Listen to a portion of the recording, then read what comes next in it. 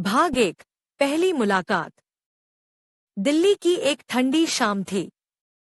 वसुधा, एक साधारण सी लड़की, अपने कॉलेज से लौट रही थी। अचानक उसकी नजर एक किताब की दुकान पर पड़ी। उसने सोचा कि क्यों न कुछ नई किताबें देखी जाएं। दुकान के भीतर जाते ही उसने एक किताब उठाई।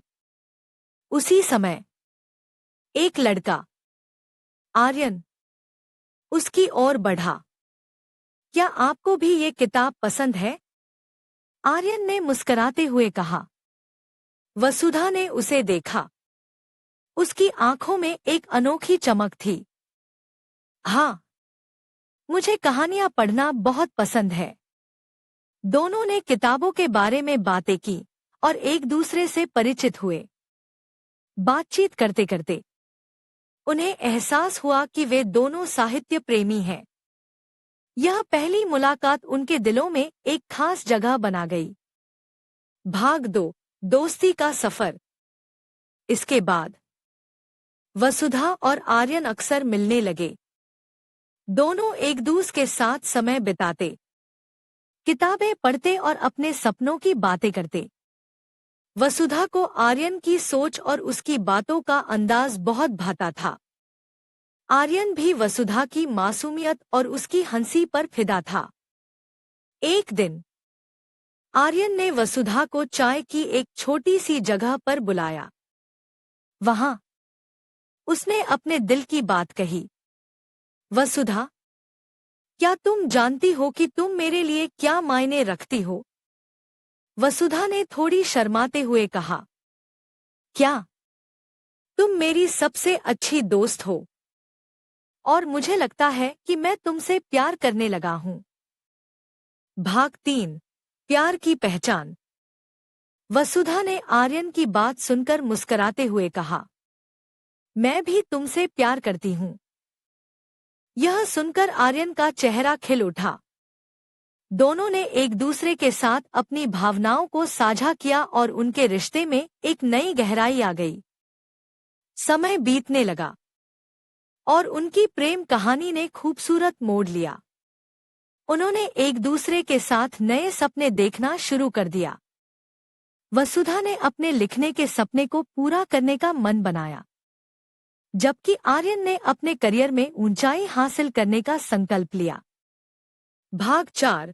मुश्किलें और मजबूती। लेकिन जैसे जैसे समय बीतता गया, मुश्किलें भी आने लगी। वसुधा के परिवार ने आर्यन को पसंद नहीं किया। उन्हें लगा कि आर्यन एक साधारण लड़का है और वसुधा को बेहतर मिल सकता है। वसुधा ने अपने परिवार को मनाने की कोशिश की, लेकिन वे नहीं माने। एक दिन वसुधा ने आर्यन को बताया, मेरे परिवार ने हमें नहीं अपनाया। मुझे लगता है कि हमें अलग हो जाना चाहिए। आर्यन का दिल टूट गया। क्या तुम सच में ऐसा सोचती हो? वसुधा की आंखों में आंसू थे। मुझे तुम्हारी परवाह है, लेकिन मैं अपने परिवार को भी खोना नहीं चाहती। भाग 5। सच्चा प्यार। कुछ समय बाद वसुधा ने अपने परिवार को समझाने की ठानी। उसने अपने माता पिता से खुलकर बात की और आर्यन के प्यार के बारे में बताया। उसने कहा, अगर आप मेरे लिए खुशियों की कामना करते हैं तो आर्यन को अपनाएं। आखिरकार वसुधा के परिवार ने आर्यन को स्वीकार कर लिया। उन्होंने देखा कि वसुधा कितनी खुश है और आर्यन में कितनी सच्चाई है। भाग 6। नए सफर की शुरुआत। आखिरकार वसुधा और आर्यन ने शादी करने का फैसला किया। दोनों के परिवारों ने इस रिश्ते को स्वीकार कर लिया। उनकी शादी एक खूबसूरत समारोह में हुई, जिसमें दोस्तों और परिवार वालों ने भरपूर प्रेम और आशीर्वाद दिया। वसुधा और आर्यन ने एक नई जिंदगी की शुरुआत की, जिसमें प्यार और समर्थन था। उनकी कहानी ने साबित किया कि सच्चा प्यार हर बाधा को पार कर सकता है और एक नई जिंदगी की मिठास ला सकता है। समापन। उनकी प्रेम कहानी केवल एक प्रेम कहानी नहीं थी, बल्कि यह विश्वास, धैर्य और सच्चे रिश्ते की एक मिसाल थी।